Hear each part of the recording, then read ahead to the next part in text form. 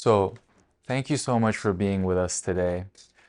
Recently, when Ben Gvir, Israeli far-right politician, visited Brooklyn, there were terrible scenes of violence breaking out. And you were one of the people in the videos that went viral who was a subject of the violence. Can you explain to us what happened to you that night? I was at home that night and I was ready for bed. It was pretty late in the evening, but a helicopter had been hovering over my apartment for about 30 minutes, and I was curious about what was going on outside that drew the police helicopter there. So I decided to go outside and see what was going on. And when I walked over to Eastern Parkway, a few blocks from my house, I saw the aftermath of a protest. There were hundreds of Orthodox Jewish people in the street and on the sidewalk, and again, like so many police. But I didn't see any protest. It appeared to be over. And I don't know what happened to the protesters. I don't know if they were arrested or if they left or what happened. But I was just standing on the sidewalk, observing the scene along with some other neighbors. And a woman began yelling at the police next to me. And in that moment, people started filming, including myself. And as I noticed people around me filming, I pulled my scarf up over my face because I didn't want to be on anyone's camera. That made the woman who was yelling at the police turn to me and start yelling at me. And she's allowed to stand here and I can't go home? What's going on? Get her out of here. Get out! Cowards, aren't you? Don't take it. Get her out of here. Why are you letting her be here? And then like almost instantly a huge group of men were encircling me. They were telling me to go back to Palestine. They were yelling at me. They were shouting just vile insults, like vile and bizarre insults, like you're a waste of semen, you're a failed abortion. They were threatening to rape me. There's some weird Palestinian. Is that you? You want someone to bend you over and you like they're doing to the Jews in Palestine?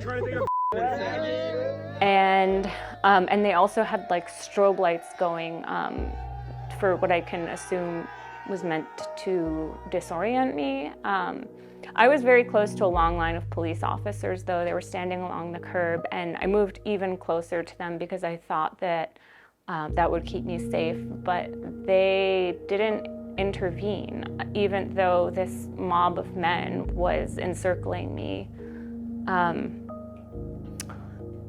After that, I tried to leave, and an officer from somewhere else came over to me and tried to escort me home. And we began walking in the direction of my house. And at that point, a lot of footage is gone from that moment. The officer kind of leading you away while the angry mob is chasing you down. They're kicking you. What's going through your head in that moment? What's exactly happening? What's the officer saying to you? You know, there wasn't a lot going on in my head at that moment. I was really confused why the police weren't doing anything. I was very scared. And then at a certain point, it occurred to me that I couldn't go home because I couldn't bring this mob of men to the place that I live. That would be unsafe for me. And the police officer that was trying to escort me just kept saying, I don't have any backup, I don't have any backup, and he seemed very distressed.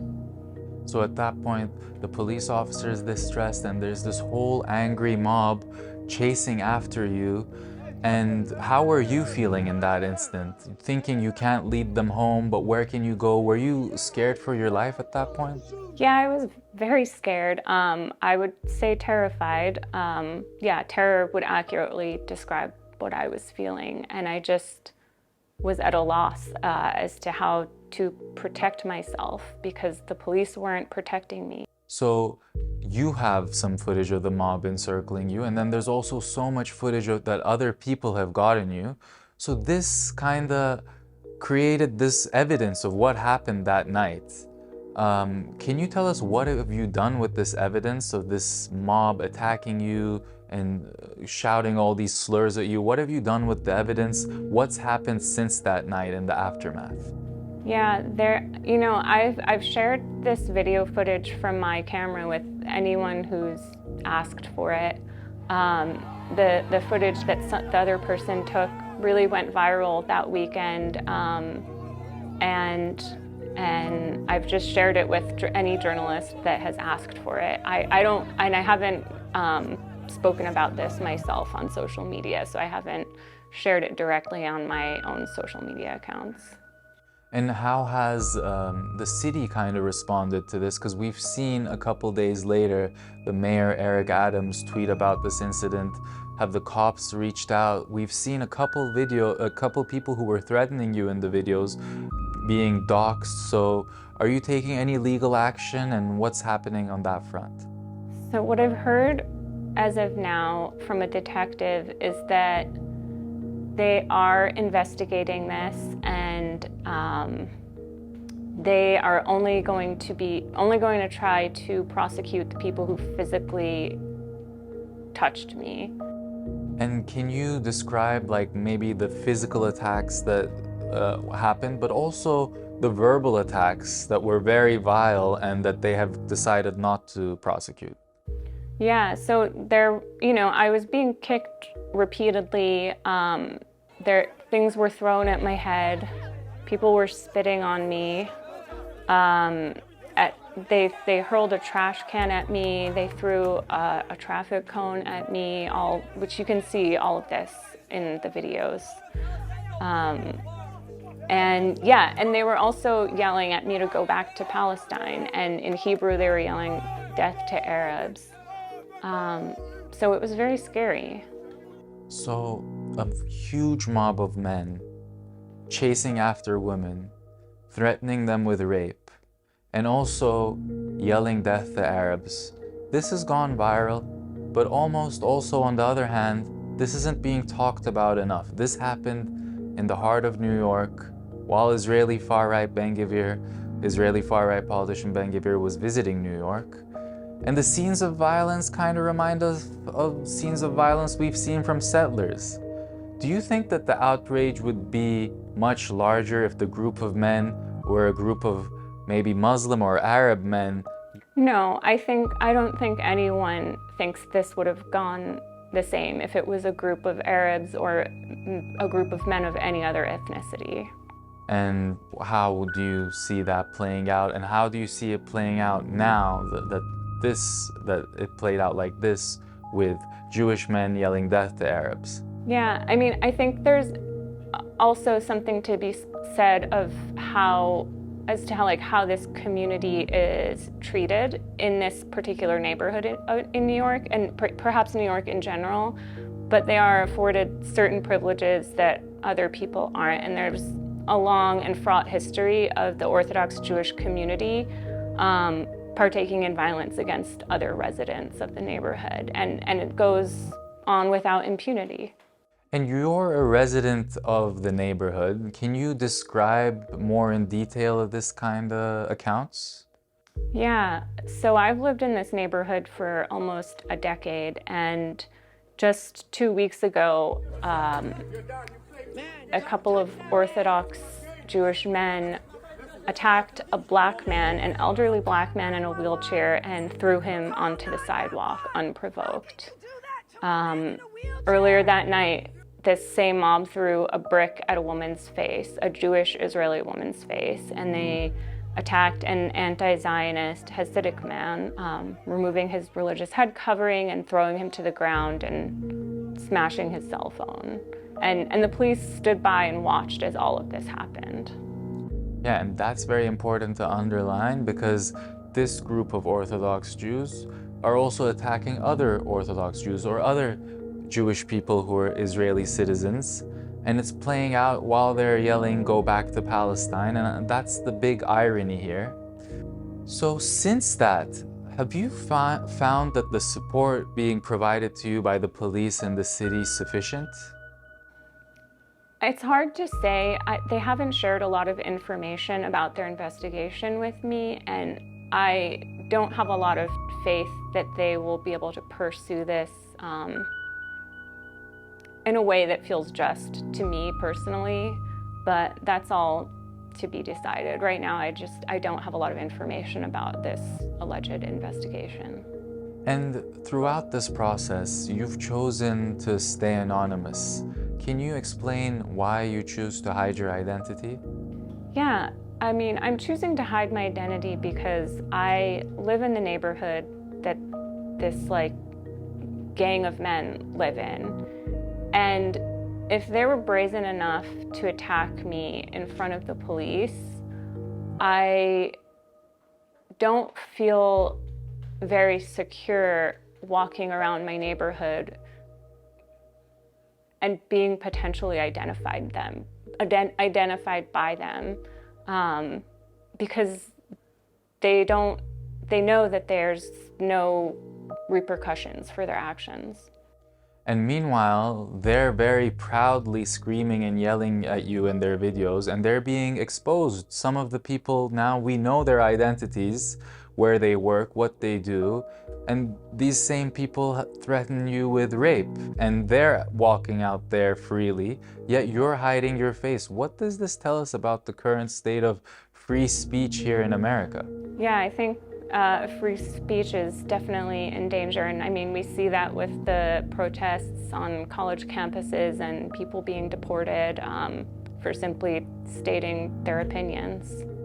And having experienced this kind of violence and threats, going forwards, do you see yourself attending pro-Palestine protests? You know, yeah, I mean, experiencing what I experienced really gave me a glimpse into what it must be like for Palestinians on a daily basis, subjected to violence and dehumanization.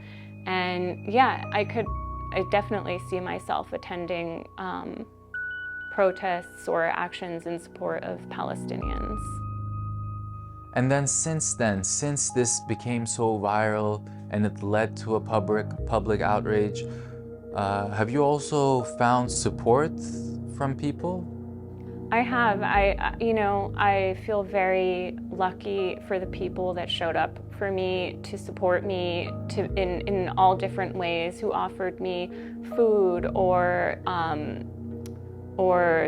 just any kind of resources that I might need in the moment. I feel very grateful that there were people that were thinking of me and caring about me, and people I had never even met before. So that's powerful. While you might not found enough support from the police and the city, but the community supporting you, because clearly you're a lone woman being targeted by this angry mob. And where do you see things headed in the States? Things have gotten to a very tense point. The pro-Palestine protests are often very tense standoffs between pro-Palestine demonstrators and Zionist demonstrators. Where do you see all this headed? It doesn't seem to be headed in a good place. I think we're living in a very dark time in the US right now, and I don't know that as a country we'll ever be able to come back from this. The violence I experienced, I think, is part of a larger pattern of violence in the city, in the country, and beyond. Yeah. And you're choosing to speak on this violence despite being a Crown Heights resident, despite if your identity is revealed, you might be targeted. Can you tell us why you're choosing to take this risk? I'm taking this risk, I'm speaking out because it seems like people actually care about this. And I think it's important to stand up for my neighbors and for, people across the world who I've never met, just like the people who've shown me support in the aftermath of this attack. And do you think this might shift some perspectives, like people seeing this angry mob chasing after you, maybe people who were like on the fence before about maybe Ben Gvir's stance? You think people who, support that ideology can see this and change their mind? I don't know that people who already support this ideology will change their mind. I think that they live in an echo chamber of sorts. I do think that this footage will change the minds or shift the perspectives of people who were maybe neutral on the subject, though. So, having experienced all that you went through, I mean, this was just so recent, but how are you dealing with everything that happened on a personal level? Yeah, in the days afterward, I was honestly energized by the attention and just the adrenaline and the idea that maybe this story could enact some kind of change somewhere in some small way. I will say in the last couple of days, it's really caught up to me, and I do feel the emotional toll. And there's of course the physical toll as well. Like I have bruises on my body, my back hurts from where I was kicked. But I have a lot of intense feelings about what happened, and it's going to take me a long time to work through those feelings. And what message would you share with people in your neighborhood and in the States in general after experiencing what you went through? What would you say to people who are maybe afraid to speak out, afraid of any backlash that they might face?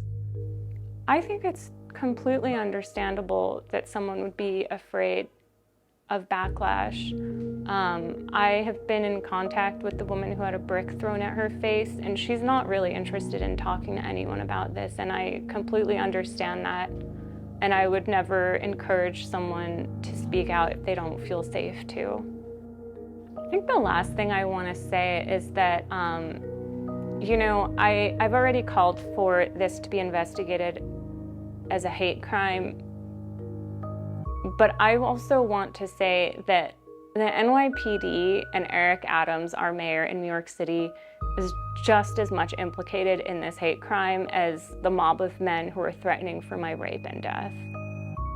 They willfully took no action when they saw me being assaulted over the course of 15 minutes. There were so many police there that night just standing around. And some of them at the beginning really just stared straight ahead with their eyes glazed over as though nothing was happening in front of them. Exactly, and what you went through also leaves us with so many questions to ponder, but not many answers. But thank you so much for sharing your very important perspective. Despite all the threats that you're facing, thank you for being with us today. Yeah, thank you for your interest in this story.